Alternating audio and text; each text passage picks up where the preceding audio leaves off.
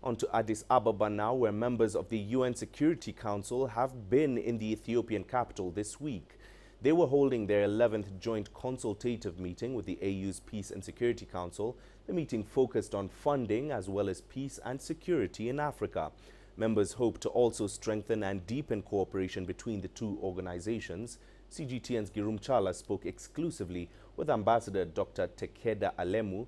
He is the President of UN Security Council for the month of September. Thank you very much, Ambassador, for talking to CGTN. There is a joint meeting between the UN Security Council and the African Union Peace and Security Council. It's an informal meeting, we understand, but what will be the outcomes of this meeting based on the agendas that you're addressing at the moment? Today, of course, we have had the informal consultation focusing on three thematic issues. The post-conflict peace building, the partnership between the two organizations, and the question of financing. This has been an informal discussion which is not going to have a formal outcome. As Ethiopia is the president of the UN Security Council for the month of September, what will be the priority areas that you have to execute during your presidency? One is the high-level debate that we're going to have on September 20. A meeting which is going to be chaired by our Prime Minister. Is going to focus on peacekeeping. We expect a number of heads of state to participate in the debate. This is going to be one highlight of our presidency. Ambassador, the North Korean current situation, it seems to be escalating at the moment, and is really a worrying factor for anyone living in this world.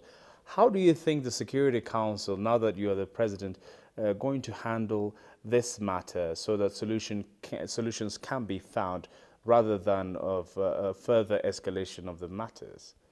As we talk, of course, there's a lot of commotion in New York in connection with the North Korean issue, the DPRK. There is a very extensive draft resolution that has been tabled by the United States. Negotiation has already begun. It's not going to be easy. There is a possibility that the draft might be submitted for voting on Monday. Therefore, that issue is going to be very important. Ambassador, also on the agendas of the UN's Security Council is the situation in Somalia and South Sudan as well. How is your presidency going to assist these African matters to be addressed properly at the UN body? When you come to South Sudan, of course, it's a very complex issue. It's not only in our capacity at the presidency that we follow the issue very closely. It's very close to our heart. South Sudan is a country with which we have a very long common border. Same people.